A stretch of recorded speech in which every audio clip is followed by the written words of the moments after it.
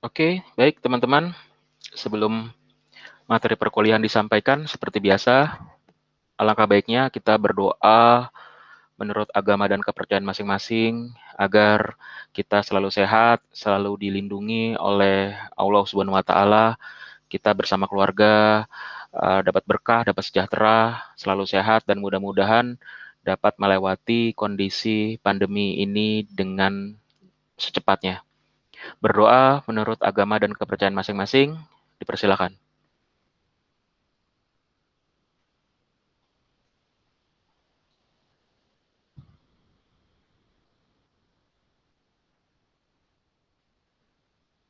Ya, terima kasih.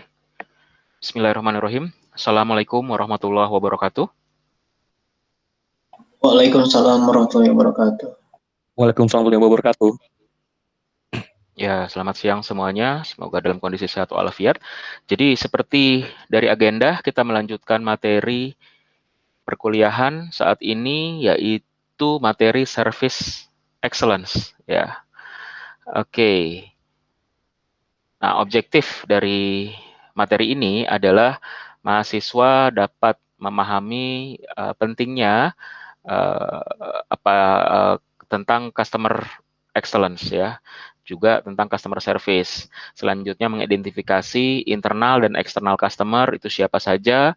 Selanjutnya adalah memahami dan menciptakan kepuasan customer. Yang berikutnya adalah mempelajari skill dalam menangani komplain ya. Walaupun secara materi sebelumnya baik tentang pelanggan, kemudian Seven Power Strategies to Building Customer Loyalty itu sudah sudah juga dijelaskan ya perihal ini. Ya, oke. Sebentar.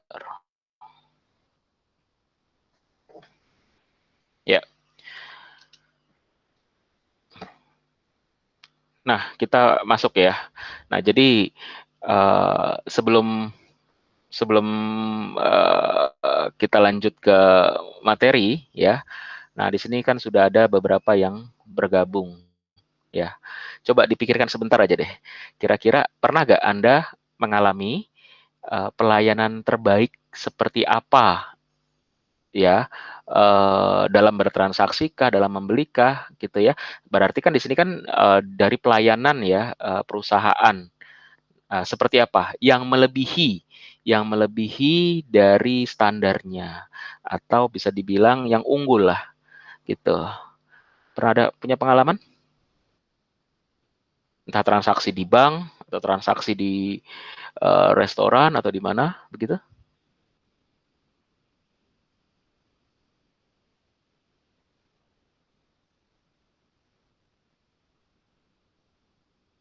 Gimana? Lupa.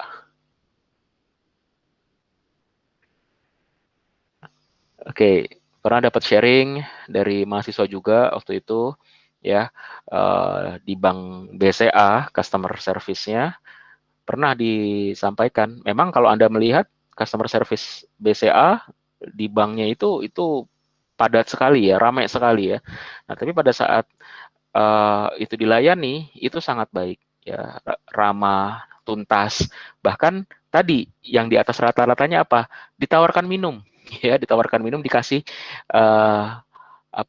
teh ya, teh manis ya. Kemudian mungkin juga kalau Anda pernah bertransaksi servis mobil di bengkel resmi, nah itu biasanya juga pada saat menunggu, nah itu ditawarin mau minum apa, kemudian juga disediakan snack, kemudian tempatnya pun untuk menunggu disediakan tempat yang proper, yang nyaman, ya. Oke, nah itu contoh-contoh saja. Lanjut ya. Oke, nah tentunya Anda juga punya ya pelayanan terburuk yang pernah Anda alami, baik apakah itu dari sisi orang-orang yang melayaninya, dari sisi perusahaannya dan lain sebagainya gitu ya. Oke, kita lanjut aja. Oke. Nah, tentunya pada saat kita berbicara tentang perusahaan, perusahaan besar tumbuh kembang berdasarkan dari pelanggannya, ya. Pelanggan adalah hal yang paling penting dalam bisnis apapun. Nah, sehingga pelanggan perlu diperhatikan, dilayani sepenuh hati, dan lain sebagainya. Mereka tidak tergantung kepada kita, tapi kita butuh mereka. Karena bagaimanapun juga, belum tentu juga produk yang kita jual itu produk yang sangat unik atau produk yang monopoli. Ya, produk monopoli? Produk monopoli itu adalah perusahaan kita menyediakan baik barang ataupun jasa, tapi hanya perusahaan kita doang yang menjual. Ya, kalau begitu kan pelanggan tidak punya pilihan. Pelanggan tidak memiliki perusahaan lain yang dia pilih sebagai kompetitor dari perusahaan tersebut. Misalnya apa? Misalnya PLN, ya listrik gitu ya. Nah, saat ini tidak ada kompetitor dari PLN. Ya, tapi bagaimanapun juga hanya hanya sedikit sekali lah perusahaan yang monopoli. Nah, yang lain adalah ya pasti punya kompetitor gitu. Apakah restoran, apakah perbankan, apakah asuransi, apakah telekomunikasi, apakah dan lain-lain lah ya, banyak disebutkan. Marketplace juga sama ya. Nah, mereka tidak tergantung kepada kita sebagai pelanggan ya, tapi kita butuh mereka ya. Jadi perusahaan butuh pelanggan ya. Nah, customer bukan hanya penghasil uang untuk perusahaan, tapi mereka juga memiliki perasaan yang perlu diperlakukan dengan baik dan penuh respect. Mereka datang dengan kebutuhan keinginan mereka dan tugas kita adalah melayani pelanggan. Nah, kemudian tadi sudah disampaikan pelanggan adalah aset terbesar dalam bisnis perusahaan karena bagaimanapun pelanggan yang membayar gaji dan bonus ya, gaji dan bonus kita sebagai perusahaan, sebagai orang-orang yang bekerja dalam perusahaan ya. Nah, sama kayak dengan kalian nih. Kalian tuh customer dari usaha pendidikan budi luhur. Nah, jadi ya Anda lah yang menggaji dosen, karyawan dan lain sebagainya ya. Tapi bagaimanapun juga ya tetap ada saling respect ya. Nah, customer akan mencari sesuatu yang menarik perhatian. Nah, kemudian tidak akan ada pekerjaan perkembangan dan tidak akan ada keuntungan profit tanpa customer. Jadi, Anda harus menjadi pilihan terbaik bagi pelanggan Anda. Nah, kemudian ini yang sudah pernah saya sampaikan juga bahwa dari berdasarkan penelitian, nah ini saya lupa nih penelitian dari mana, bahwa customer yang tidak puas akan menceritakan pengalamannya kepada 7 sampai 10 tentang ketidakpuasannya tersebut. Ya, nah yang dia merasa puas, dia akan cerita kepada 3 sampai 4 temannya. Jadi hanya sedikit sekali. Jadi hanya kurang lebih hanya 50%. Nah, banyakan yang tidak puas, dia akan menceritakan pengalaman tersebut kepada teman-temannya. Nah, namun yang pernah saya sampaikan bahwa di era sosial media saat ini, hal tersebut ini sudah terdenial dengan adanya Twitter, Facebook, yang mereka bisa saja menyampaikan ketidakpuasannya ya atau mengeluh ya tentang pelayanan dari perusahaan. Nah, itu ke dalam sosial media. Yang secara teman ya tentunya jauh lebih masif ya. Tergantung dia punya berapa teman atau follower di situ ya. Nah, kemudian 7 dari 10 customer yang komplain akan kembali menjalin kerjasama dengan Anda jika Anda mampu menjawab komplain mereka. Jadi, oke, kita berusaha untuk memberikan pelayanan terbaik, pun jika ada masalah, kemudian kita harus perbaiki dengan penanganan komplain, berikan servis yang mewah, ya seperti materi yang 2 minggu lalu. Oke. Nah, kemudian jika Anda dapat mengatasi komplain mereka saat itu juga, maka 95% mereka akan menjalin kerjasama kembali dengan Anda. Artinya apa? Terselesaikan tuh, solve, ya beres, ya. Oke, mereka ada masalah, kemudian kita layani dengan baik dan tentunya dari pelayanan tersebut terselesaikan. Nah, mereka tadi 95% mereka akan bertransaksi kembali, ya. Nah, kemudian di sini adalah faktor mengapa customer meninggalkan perusahaan. Ya, nah di sini ada beberapa um, faktor ya. Ya tentunya pada saat yang 2 minggu lalu yang pada saat membicarakan materi tentang 7 Power Strategies to Building Customer Loyalty, ya, pada saat mengidentifikasi pelanggan yang keluar, nah tentunya kan di sana ada 3 faktor ya, ada 3 kategori ya. Yang pertama ada dari sisi value, gitu ya, value. Nah ini atau produk, jelek sekali ininya nih, produk. Terus kemudian dari sisi sistem. Kemudian yang berikutnya dari sisi people. Oke. Nah, dari sini ya berdasarkan dari ya katakanlah survei ini bahwa 75% didasarkan dari poor service atau service yang buruk. Ya, sangat banyak sekali. Jadi orang dia tidak balik itu karena service yang buruk. Ya, berikutnya ada perihal 11% tentang dissatisfaction dari produk, ketidakpuasan dari produk yang mereka beli.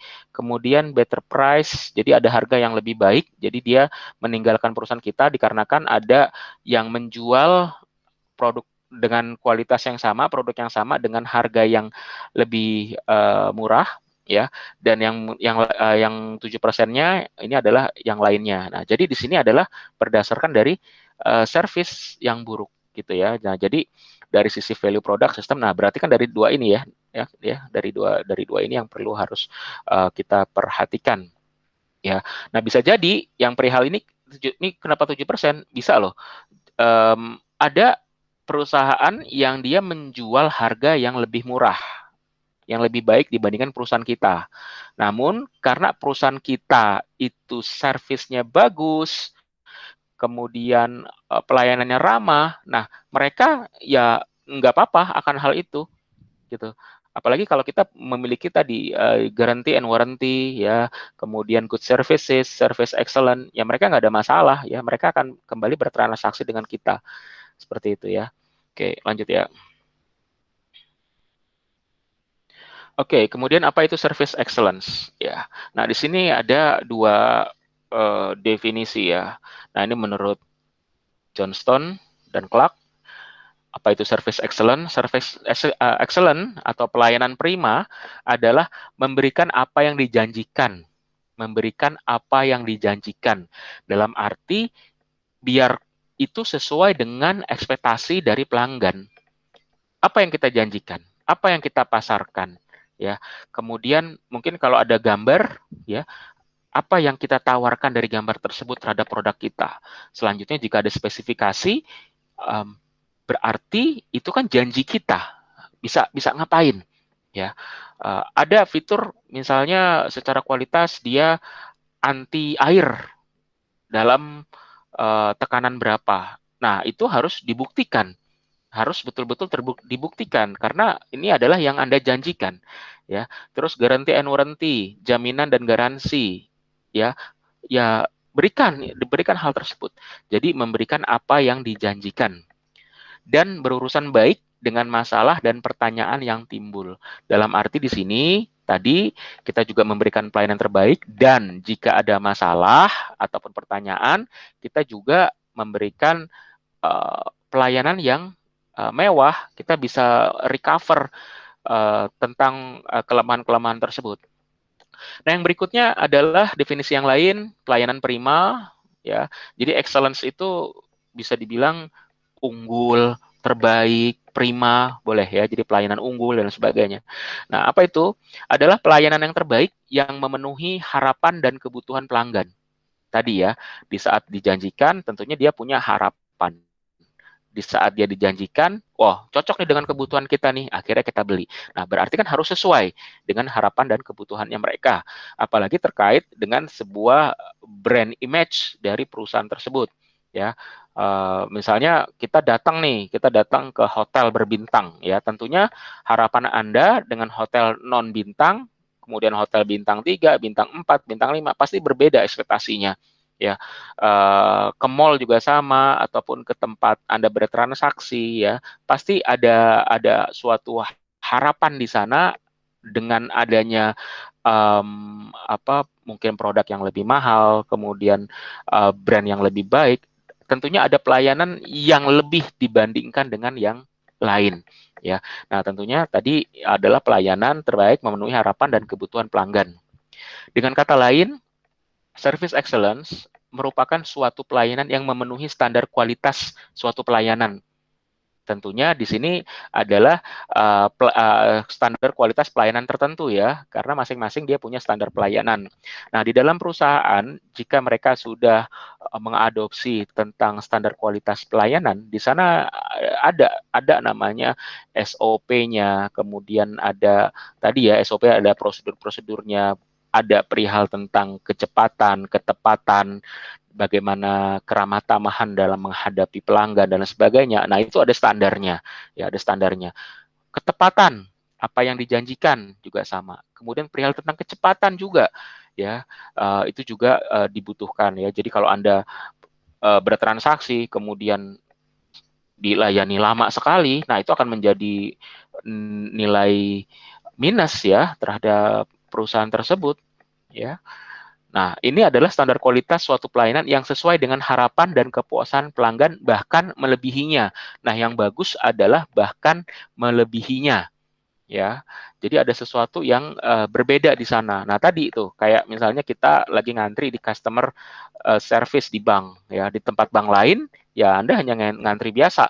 Tapi di tempat itu ternyata setelah Anda ngantri, kemudian Anda diberikan minum, ya, di customer service di bank. Nah, itu hal yang tidak ditemukan di bank pada umumnya. Nah, itu apa? Itu melebihi ya, kepuasan melebihi dari yang diharapkan. Nah, itu syukur-syukur sih sesuai dengan harapan. Tapi kalau lebih bagusnya adalah melebihi dari harapan pelanggan. Kemudian di sini ada unsur pokok dalam pelayanan prima. Ya. Yang pertama adalah attitude, yaitu sikap. Sikap di sini adalah sikap melayani, bagaimana cara untuk menghadapi pelanggan ataupun konsumen, ya, baik dari sisi sapa, senyum gitu ya, ramah tamah, kemudian secara lisan, baik tulisan dalam menghadapi pelanggan. Dan ini pun seharusnya juga perusahaan deal ya dalam memberikan pelatihan, memberikan seminar maupun workshop tentang bagaimana pelayanan prima, bagaimana cara untuk menghadapi atau melayani konsumen, ya. Seperti yang pernah saya ceritakan juga tuh di mana pada saat kami berkunjung ke daerah Kosambi ke training pramugari dan pilot Garuda, ya, pernah saya sampaikan, saya lupa pernah cerita atau tidak ya. Ya, kami bersama mahasiswa 2 bis sedangnya Budi Luhur, ya, kapasitas 25, jadi 25 kali 2 50, sama ada 3 atau 4 dosen saya lupa, itu naik mobil yang Avanza-nya. Kemudian pada saat kita nyampe itu rombongan, berarti ada 2 bis sama 1 mobil. Nah, pada saat saya nyampe gitu ya, di situ ada bapak-bapak tukang taman. Nah, kemudian dia sibuk sedang mengerjakan taman, namun ketika ada tamu yang datang, dia langsung menaruh peralatannya dia, kemudian dia membersihkan merapikan pakaian dia, kemudian dia menegur kami dengan ramah, "Selamat pagi Pak, selamat datang." Nah, itu saya sampai kaget sekali gitu ya. Kok seperti itu ya, berbeda sekali. Nah, itu saya tidak menemukan di tempat lain. Ada orang yang lagi merapikan tamannya, terus dia menyapa gitu ya. Kan biasanya kan paling sekalipun melihat ya hanya senyum saja sambil dia bekerja. Tapi ini tidak, dia berdiri, dia merapikan bajunya, kemudian dia sedikit membungkuk, senyum dan memberi salam. Nah, itu adalah attitude, sikapnya mereka seperti apa, ya. Kemudian ya perihal tentang customer service kah, kemudian di tempat registrasi dan lain sebagainya. Nah, itu sikap sangat penting ya dalam melayani konsumen. Jadi hindari yang kata-kata dia judes, jutek dan sebagainya ya, karena itu akan menjadi tadi presiden buruk bagi perusahaan ya. Kemudian ability. Nah, ability di sini adalah kemampuan kerja yang baik untuk menangani konsumen, seperti komunikasi yang efektif. Nah, tentunya tadi selain sikap, juga perlu ada kemampuan untuk interpersonalnya, communication skill-nya, ya. Nah, sehingga Anda tuh juga diberikan materi-materi seperti ini. Anda diberikan mata kuliah interpersonal skill, kemudian presentation skill and public speaking, ya, adalah untuk apa? Jadi selain hard skill, soft skill-nya juga bagus beriringan, ya. Bagaimana cara berkomunikasi baik, apakah dia personal, artinya antara satu ke satu ataupun dengan orang banyak, ya. Nah, itu adalah ability. Jadi bagaimana cara untuk menangani konsumen, ya, dengan sabar, dengan baik dan sebagainya, ya. Nah, kemudian ya kalau di attitude ya juga sama tadi pada saat di materi kebudiluhuran tentunya Anda sudah dibekali hal ini. Nah, ini sama juga di perusahaan harus lebih daripada itu. Karena bagaimanapun di perusahaan adalah kita lihat perusahaan butuh pelanggan. Tumbuh kembang perusahaan tergantung sama pelanggannya. Pelanggan bertransaksi, pelanggan merasa puas, kemudian dia bertransaksi ulang dan bertransaksi lagi, ya itulah yang menciptakan keuntungan yang sehat, keuntungan jangka panjang bagi perusahaan, sehingga perusahaan butuh pelanggan. Nah, itu harus disampaikan kepada seluruh lapisan dari karyawan, ya, mulai dari atas sampai bawah, ya. Bahkan tidak sedikit loh, saya memiliki pengalaman bahwa kalau dilayani sama staf bawahnya tuh, mohon maaf ya, rada sedikit kurang sopan, ya. Tapi kalau ketemu sama atasannya itu, aduh, santun sekali, berbeda sekali, ya. Nah, ini harus bisa di copy paste, harus bisa si atasan juga memberikan hal yang positif itu kepada karyawannya agar dapat melayani pelanggan dengan baik. Kemudian berikutnya adalah attention. Nah, ini adalah bentuk perhatian, kepedulian terhadap pelanggan, ya, tentang kebutuhannya mereka. Jika ada pertanyaan-pertanyaan, ya, bahkan keluhan yang masuk, ya. Jadi perlu ada perhatian, ya. Jadi jangan dicuekin, ya. Harus respon juga cepat. Kemudian jika ada pertanyaan, secara product knowledge-nya juga sudah tahu, ya, sudah saya sampaikan di materi sebelumnya, ya, product knowledge tentang yang dijual, atau bahkan kita juga staff juga harus mengetahui product knowledge dari kompetitor agar bisa dapat membandingkan dan bisa memberikan rekomendasi yang enggak begitu, ya. Nah, hingga keluhan dari pelanggan tadi, ya, perlu ada perhatian. Nah, karena pelanggan butuh untuk diperhatikan sama perusahaan, ya. Kemudian adalah appearance. Nah, appearance di sini adalah penampilan. Nah, penampilan tentunya terlihat dari berpakaiannya, kemudian ya jangan lupa yang pernah saya sampaikan juga. Jadi selain kerapihan dari rambut, dari baju, ya, dari celana, dari sepatu juga kebersihan, kemudian juga ya wangi gitu, ya. Tidak bau nggak apa-apa, ya, tapi kalau bisa ya wangi gitu, ya. Nah, bahkan ada standar tersendiri pada saat tadi pengharum tersebut, ya. Nah, itu adalah appearance. Kemudian adalah accountability. Nah, kalau accountability di sini terkait dengan bentuk tanggung jawab yang diberikan kepada konsumen. Jika dia tidak puas, jika dia mengeluh dan lain sebagainya, atau masalah lain yang ditimbulkan, maka apa sih tanggung jawab yang bisa diberikan kepada pelanggan oleh perusahaan? Berikan mereka servis yang mewah, berikan sesuai dengan perjanjian. Jika ada jika dia mau retur, ya, sampaikan prosedur retur. Jangan dipersulit. Ya, berikan kemudahan untuk mereka. Ya, apalagi kalau mereka ingin mengeluh, ya, berikan kemudahan untuk mengeluh dan lain sebagainya. Yang terakhir adalah action. Nah, action di sini adalah tindakan, ya. Tindakan dalam arti adalah tindakan nyata pada saat melayani konsumen tersebut, ya. Action aja, ya, tindakan.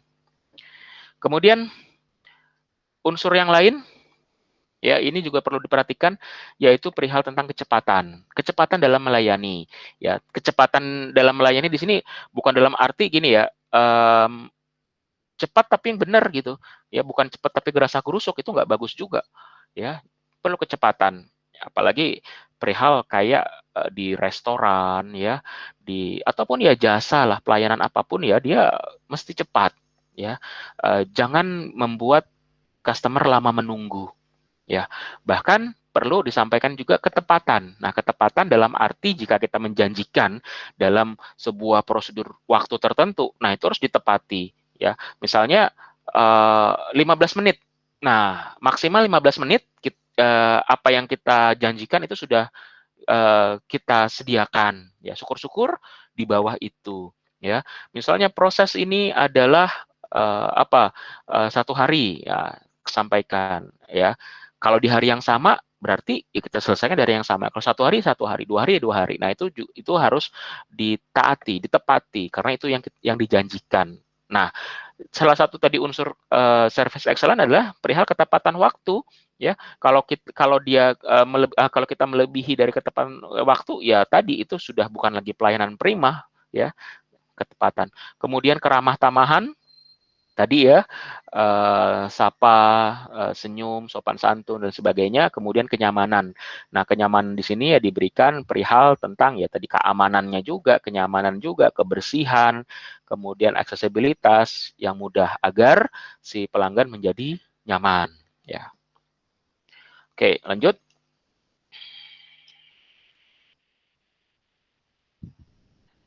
Oke, nah tadi yang sudah disampaikan apa yang harus dilakukan ya, 3S ya. Mungkin Anda kalau kerja di perusahaan juga pasti tahu ya perihal tentang senyum, kemudian sapa dan salam ya.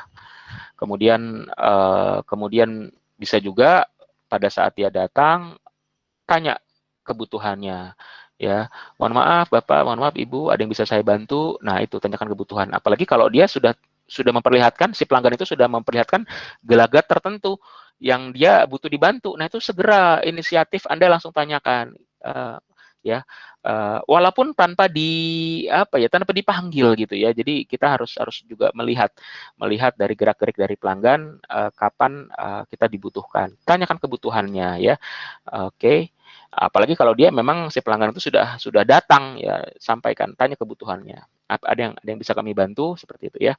Kemudian tawarkan bantuan, kemudian dengarkan customer dengan baik. Kemudian berikutnya adalah pahami maksudnya agar tidak salah paham. Selanjutnya adalah solve problem mereka. Jadi berikan solusi terbaik untuk mereka ya.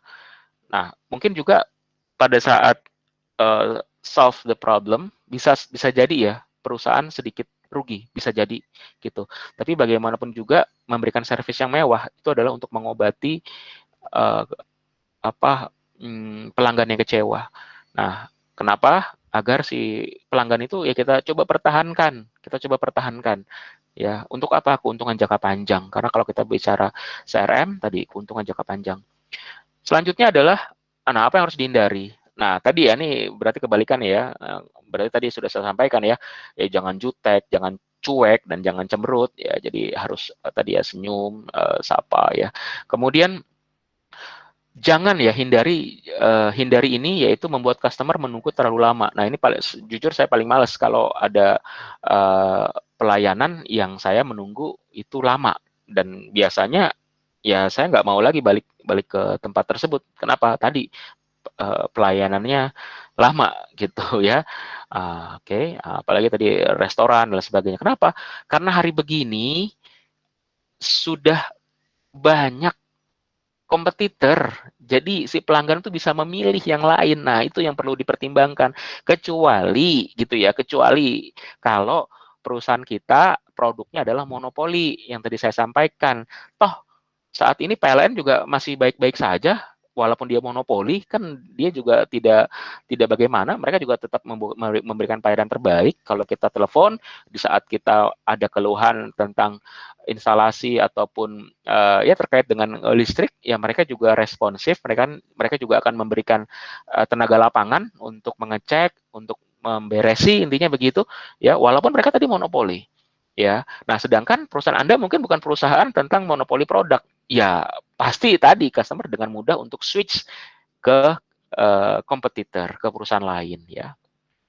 Kemudian jangan juga ya melempar pertanyaan atau komplain customer ke orang lain karena tidak bersedia menjawabnya. Ya, nah ini juga lebih baik diselesaikan ya, ataupun melakukan koordinasi internal di dalam perusahaan untuk melayani komplain. Terima dulu aja gitu.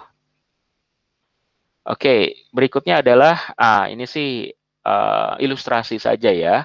Ya, oke. Jadi good customer service adalah memberikan pelayanan sesuai dengan apa yang diharapkan dengan pelanggan. Tadi sudah disampaikan ya, sesuai dengan standarnya, sesuai dengan apa yang dijanjikan dan juga apa yang diharapkan. Nah, tentunya hal tersebut kan tergantung kita menjanjikan apa.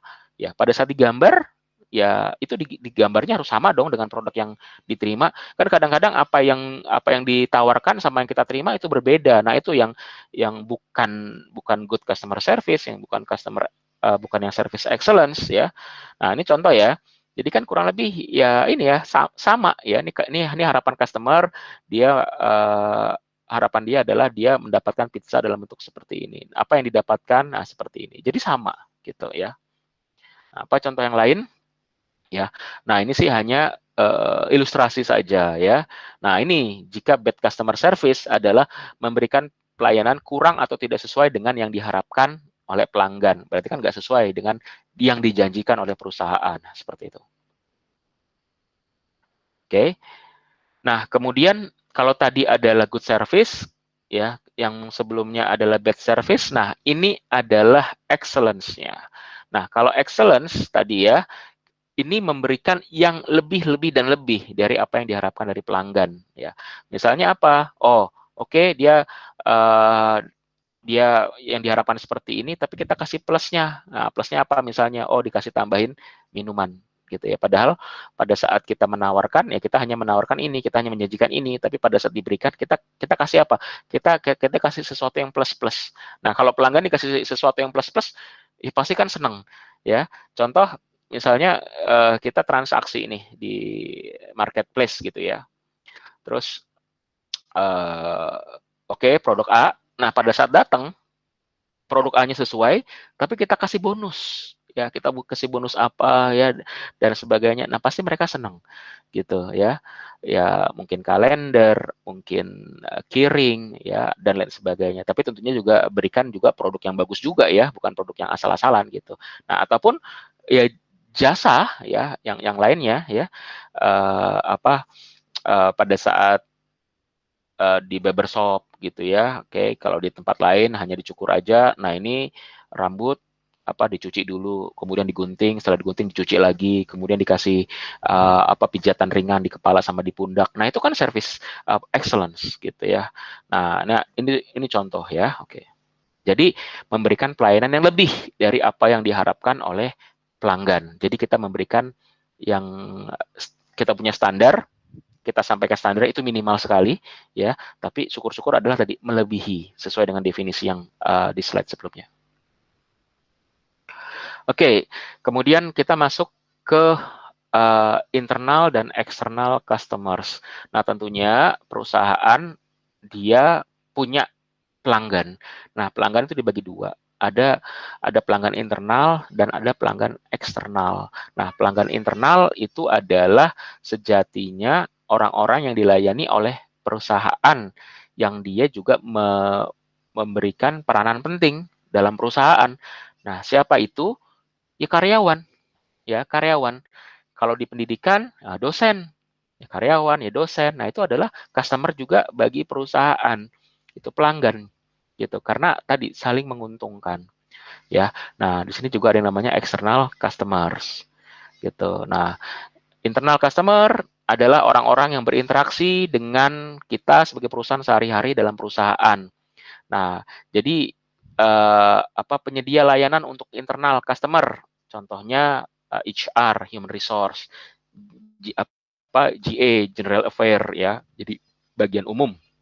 Kemudian IT, kantin dan lain sebagainya. Nah, sedangkan external customer, nah ini ya seperti yang kita pernah diskusikan di materi sebelumnya, Orang-orang yang datang ke perusahaan untuk membeli produk dan jasa yang kita tawarkan. Nah, tentunya customer ini membutuhkan ketepatan waktu, kecepatan, kualitas barang, dan servis yang baik. Oke, nah ini adalah sebuah bisa dibilang sebuah iterasi, sebuah sebab akibat. Ya, sebab akibat. Dimulai dari mana? Ya, dimulai dari jika kita memberikan pelayanan yang terbaik kepada pelanggan, ya, tentunya pelanggan merasa puas. Ya, di saat pelanggan sudah puas, maka dia akan melakukan repeat order. Dia menjadi repeat customer, bahkan menjadi majority customer, loyal customer, bahkan advocate. Dia bisa menceritakan, merekomendasikan kepada teman-temannya. Ya, nah jika itu terjadi, nah tentunya transaksi bertambah. Tentunya di situ mengakibatkan penjualan naik. Nah, di saat penjualan naik, tentunya profit naik. Nah, profit naik di sini ya, nah akan kembali ke siapa? Akan kembali ke karyawan. Idealnya seperti itu. Dalam bentuk apa? Dalam bentuk yang pasti kan udah salary. Nah, kemudian ya inilah bonus ya, bonus ya, biasanya ada target capaian penjualan ya, sesuai target atau bahkan melebihi target. Nah, jadi seperti itu secara sebab akibatnya. Jadi kenapa kita harus melakukan pelayanan terbaik agar ya pelanggan puas penjualan naik. Berikutnya apa? Profit naik ya, income-nya naik.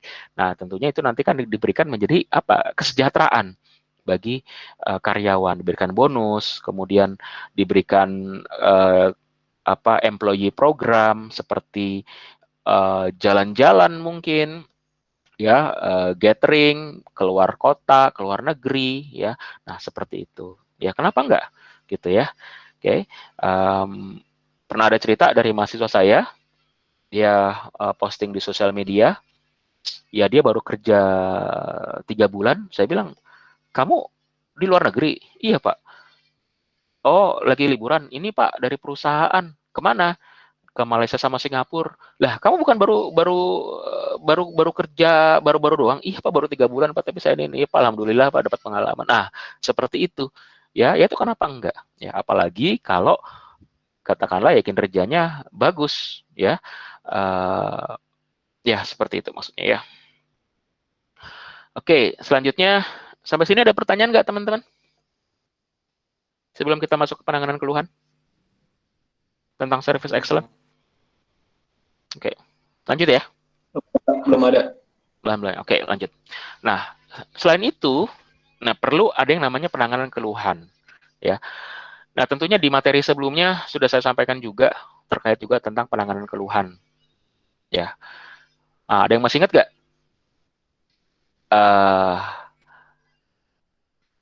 Penanganan keluhan ya, complaint handling, ya. Jika kita jalani itu ada sisi positifnya, ya, baik dari sisi perusahaan dan juga dari sisi pelanggan.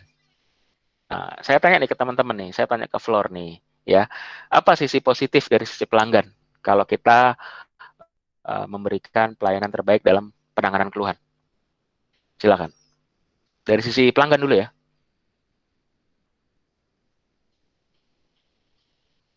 Atau dari sisi perusahaan, silakan nggak apa-apa. Pilih aja salah satu. Masih ingat nggak?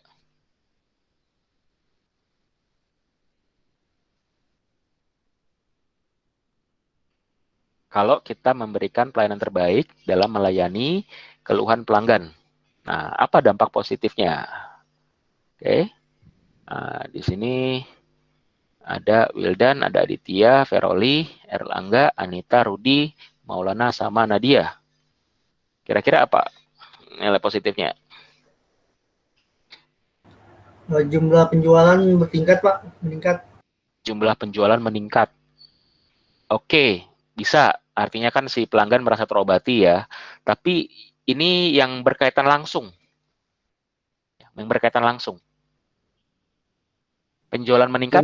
Iya betul. Iya, apa? Rudi? Gimana Rudi? Itu problemnya itu lebih teratasi sama konsumen ketahuannya sama konsumen itu kan bisa ya Pak ya? Oke, ya dapat poinnya. Jadi bukan teratasi oleh konsumen, diketahui oleh konsumen.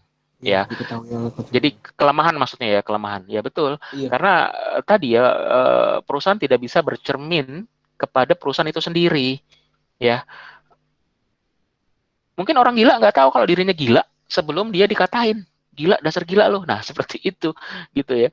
Jadi ini perlu ada apa? Perlu ada feedback. Feedback itu penting karena di dalam uh, value chain diagramnya perusahaan ya, mulai dia dari inbound logistik, kemudian operation atau production, kemudian outbound logistik, kemudian marketing and sales, yang berikutnya adalah service atau after sale service ya.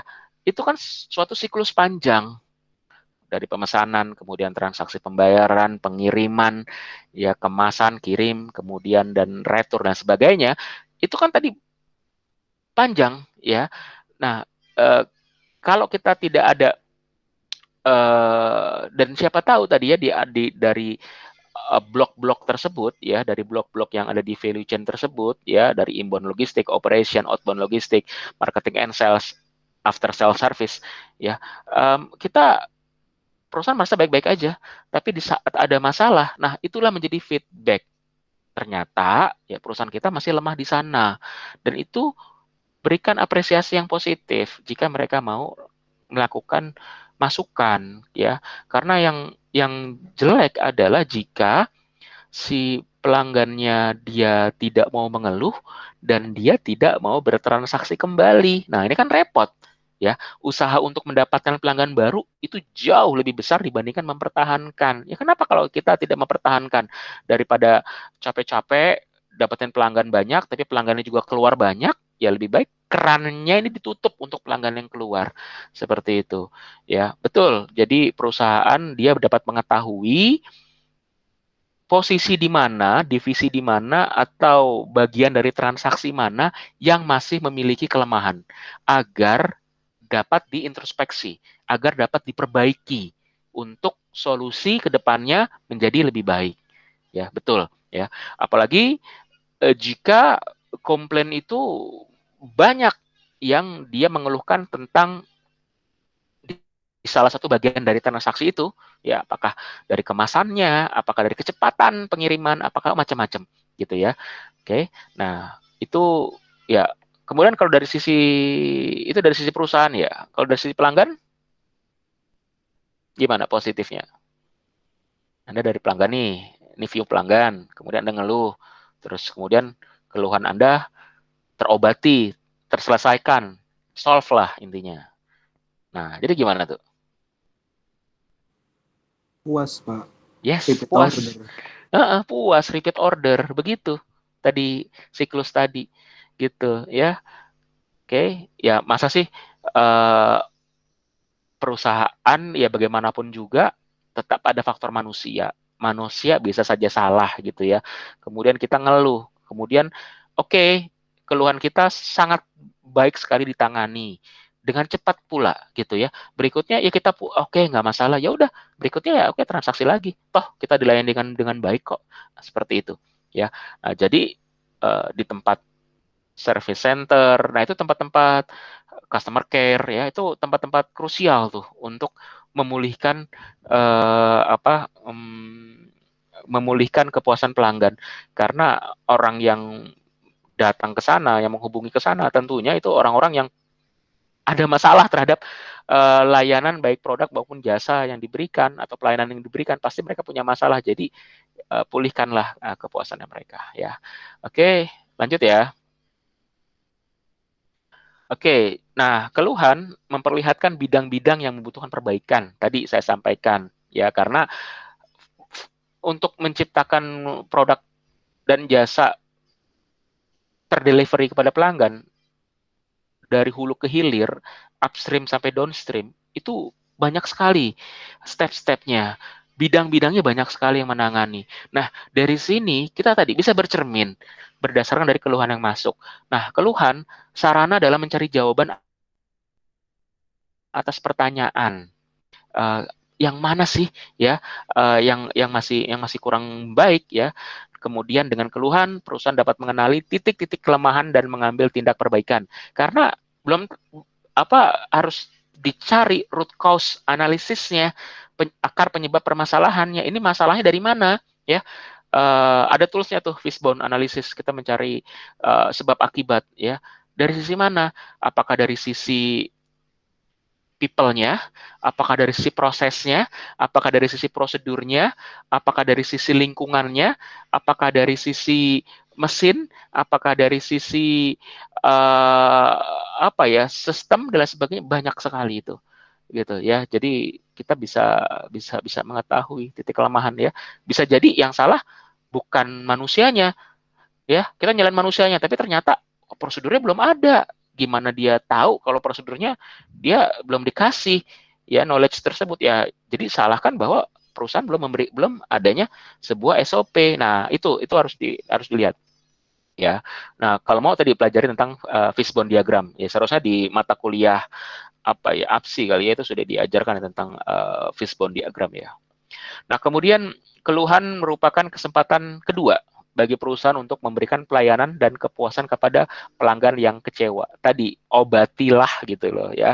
Obatilah, tebuslah. Karena itu adalah second chance-nya perusahaan untuk dapat memperbaiki hubungan. Berikan servis yang mewah, obati kekecewaan pelanggan tersebut. Gitu ya. Lanjut. Nah, kemudian keluhan merupakan suatu peluang luar biasa untuk memperkuat loyalitas pelanggan. Tadi sudah kita bahas, sebenarnya lebih bisa ditimbulkan oleh keluhan daripada tidak ada keluhan. Tadi sudah disampaikan ya. Kalau tidak ada keluhan, ya perusahaan merasa aman-aman aja. Padahal ternyata kenapa penjualan kita stagnan dan cenderung menurun ya, gitu kan? Keluhan nggak ada, tapi kenapa cenderung menurun? Jangan-jangan ada yang salah pada proses keluhan tersebut ya. Bahkan pernah saya sampaikan juga, pernah ada studi kasus bahwa di sebuah perusahaan ownernya, CEO-nya, dia memberikan campaign bahwa silakan komplain perusahaan kami dari sisi mana, silakan mengeluh.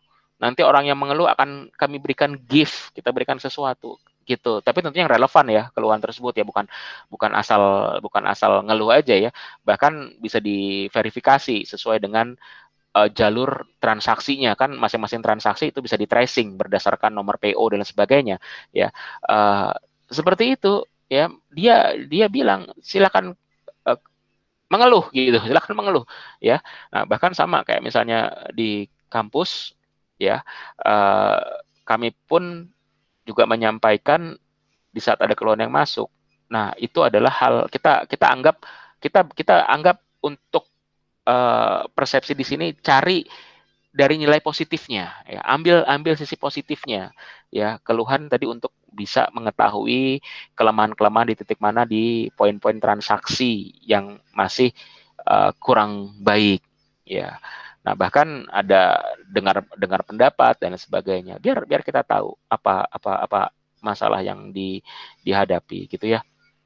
Pelanggan cenderung lebih mengingat sentuhan ekstra tadi ya, servis yang mewah ya, tindakan cepat dan keprihatinan khusus yang Anda perlihatkan ketika pelanggan merasa tidak puas, empati, bereaksi dan sebagainya tadi ya, di poin recover dissatisfied customers tadi ya. Nah, itu poin-poin itu yang saya tekankan kembali di sini.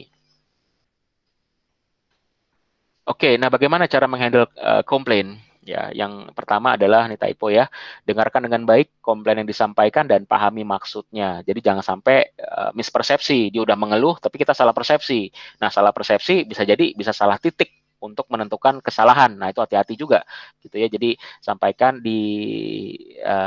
apa permasalahan yang terjadi, sampaikan baik-baik, dan bahkan tolong di log, diberikan lognya ya, dicatat ya. Nah, tapi kalau dengan adanya di sistem, tentunya kita log di sistem kita, di aplikasi kita. Bahkan jika ada rekaman ya lebih bagus, misalnya telepon itu mohon izin komplain itu direkam ya, suaranya direkam dan selanjutnya disampaikan nomor komplainnya ya, nomor tiket komplain dan sebagainya ya, dengan nomor komplain segini atau nomor keluhan segini atau nomor pertanyaan dan sebagainya, itu tolong disampaikan juga. Nah, kemudian tadi berikan empati, kita berikan reaksi, merasakan apa yang orang lain rasakan. Di saat mereka sedih, ya kita sedih juga. Jadi rasakan seolah-olah Anda berada di posisi customer, merasakan apa yang orang lain rasakan, empati. Selanjutnya tentunya jelas ya, minta maaf atas kesalahan dan ketidaknyamanan bagi customer.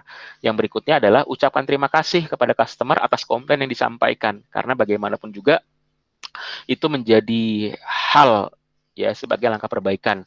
Nah, namun Anda juga jangan berpikiran, wah Pak berarti lebih baik dong kalau komplain banyak yang masuk.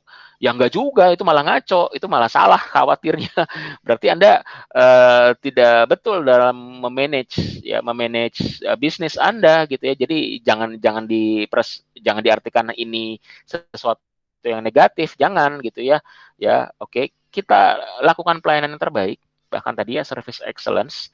Nah, namun jika ujung-ujungnya ada salah, ya tadi lakukanlah yang terbaik untuk memperbaiki kesalahan Anda. Itu maksudnya. Oke, berikan solusi atas keluhan customer. Jika Anda tidak bisa atau tidak berwenang menjawabnya, maka sampaikan ke atasan Anda. Nah, ini sama ya, saya pun sebagai selain dosen, saya juga dari sisi pelayanan ya, jika katakanlah saya tidak bisa dan tidak berwenang untuk menjawabnya, nanti saya sampaikan ke atasan saya, Pak, maaf ini ada entah mahasiswa atau orang tua mahasiswa menyampaikan ada masalah seperti ini. Nah, ini jadi biar dikoordinasikan internal lah tadi yang sudah saya sampaikan.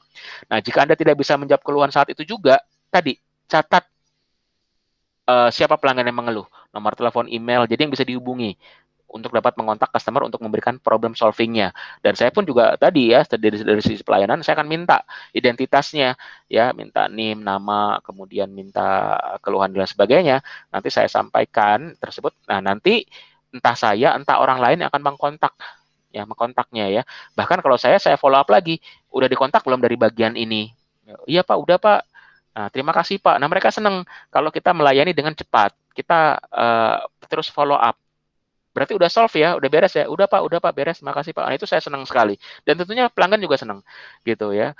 Nah, tentunya tadi dia bisa repeat customer dan juga merekomendasikan perusahaan kita ya. Dan ingat ini ya, ini perlu di-notice nih. Komplain customer jangan diambil hati ya. Mungkin tadi ada customer yang galaknya luar biasa ya. Di slide yang sebelumnya itu saya sampaikan ada customer from health, kemudian ya tadi ya intinya jangan diambil hati gitu ya, sabar aja menghadapi. Batu jangan dilawan dengan batu, api jangan dilawan dengan api gitu ya. Oke, itu maksudnya ya. Jadi jangan diambil hati, no hard feelings gitu. Oke, salah perbaiki dan udah jangan nanti Anda udah dikomplain dari customer, terus dimarahin sama bos Anda, wah nanti jadi moodnya jadi jelek tuh di hari itu tuh. Apalagi kalau udah sampai bawa ke rumah, oh jangan sampai seperti itu ya. Apa yang ada di kantor gitu ya, keluar dari perusahaan dah hilangkan itu. Jangan ambil hati, no hard feelings ya. Oke, itu seperti itu ya. Oke.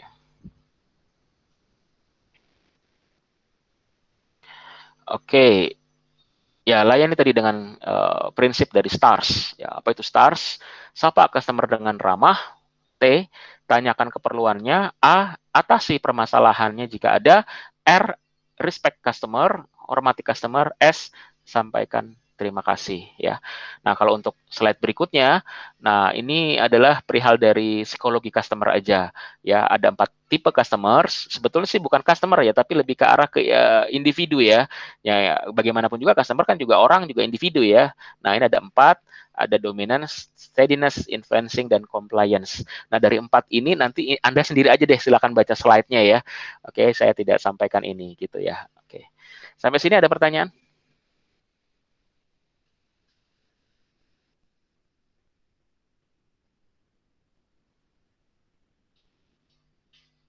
Oke, saya rasa sudah cukup ya kalau tidak ada pertanyaan ya.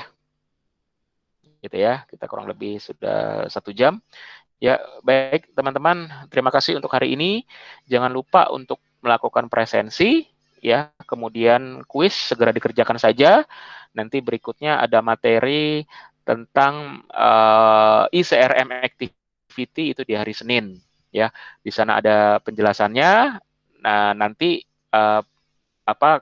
penjelasannya akan ada di hari Sabtu minggu depan. Nah, kemudian di hari Senin minggu depannya, ya hari Senin minggu depan itu nanti akan ada UTS, ya UTS. Baik, saya rasa itu ya. Terima kasih atas kehadirannya, atas partisipasinya.